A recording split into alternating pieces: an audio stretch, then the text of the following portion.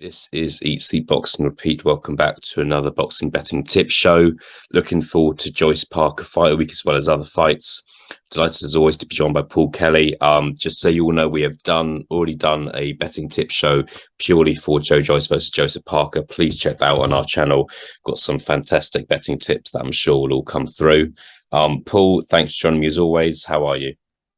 Yeah, thanks, Eliot. No, I'm all good. I'm excited for another weekend of boxing. Quite a lot of shows actually. Obviously, Shakur Stevenson's fighting stateside, and then we've got two quite big shows despite Leewood having to pull out as well through injury. But yeah, no, looking forward to another big week of boxing and hopefully winning our loyal supporters loyal viewers some money here.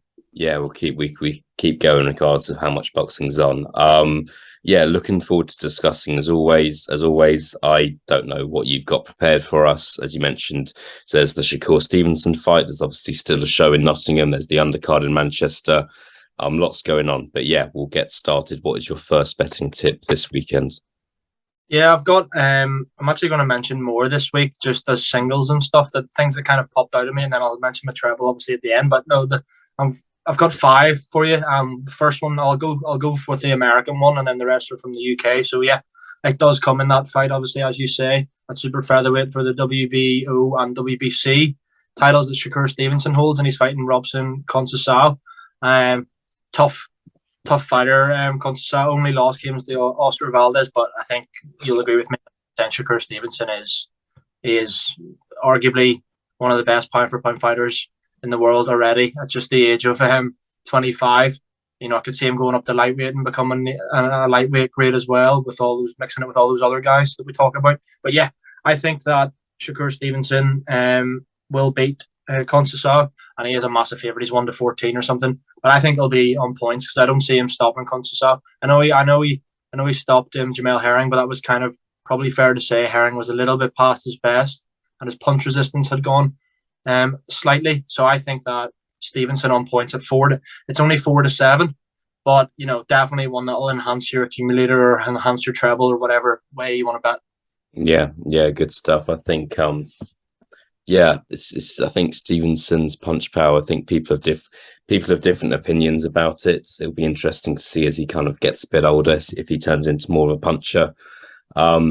And yeah, we shall see. Obviously, knocked Oscar Valdez down in his last fight, but yeah, Conceição is a tough fighter, 100%. So yeah, I think him on points is a good shout. Moving on swiftly. What is your next tip for us, Paul? So yeah, I'll go to the Nottingham card, and mention two that I've got on the Nottingham card.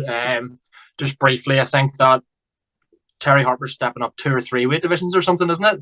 It's quite a few. It's a fight who is the IBO champion, I believe.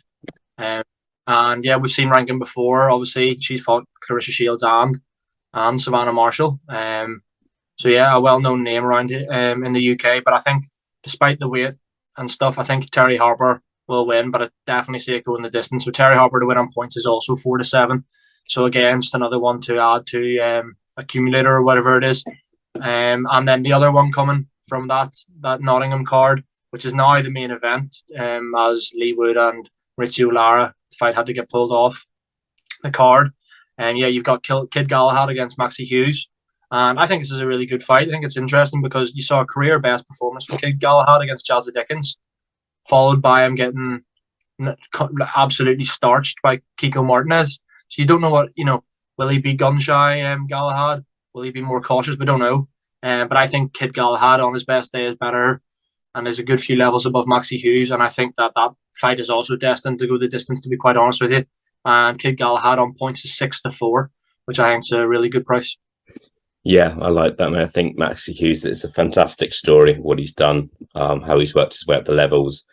But despite what happened in Kid Galahad's last fight, I still rate him very highly. He is a world-class fighter, and I think his time is into. There's a lot of fighters moving up weights at the moment. It feels like I feel like Galahad's time at featherweight was done, and instead of moving to super featherweight, he's just kind of moved to lightweight. It's interesting to see how he looks there, but like that as well.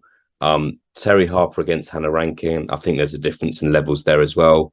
One thing I mentioned with Hannah Rankin, she's lost a few fights, but she's only been stopped once, which was to Savannah Marshall. So I think Savannah Marshall's not a normal puncher, so I'd expect her to be able to go the distance for Terry Harper for sure. But yeah, some interesting fights there. Interesting to see how different fighters react to different weight categories for sure. No, definitely, and I think that it's just you're getting my two tips there, both stepping up a couple of weight divisions. So yeah, hopefully they do me proud and don't lose, or I'll look like a bit of a fool. But yeah, no, I'll move on, Eliot, to the other ones on the Joyce Parker undercard, if you don't mind.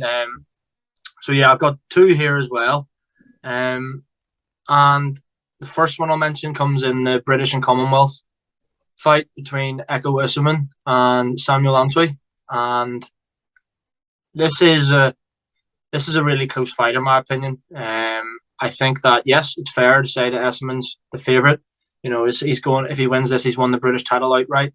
He's probably more heard of in the UK than Antwi. But I think if you're looking at a comparison between the two, they've both fought Darren Tetley. Essuman went the distance with him, and Antwi stopped him and kind of bullied him. And I think this is more of I couldn't really believe the price, but I think this fight is also destined to go the distance. And Samuel Antwi on points is 7-2, so I think at a price like that, it definitely kind of jumped out at me when I was checking on the app earlier. So okay, yes, I understand.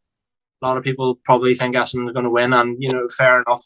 I think it is a close fight, but you do have to favour Essuman. But I think at those odds, they really did jump out at me. And I'll move on to my other one quickly, Eliot, as well, which is the IBO title fight. I know we don't really recognise that belt, but it's my boy. Can't ignore someone from Belfast, can I? No, not at all. Michael Magnesi, and again, it's a decent fight. Kakachi is a slight favourite, and I feel like this has been the theme of today's show. I also see that going the distance. So yeah, I think Kakachi to win on at 8-5 is another one.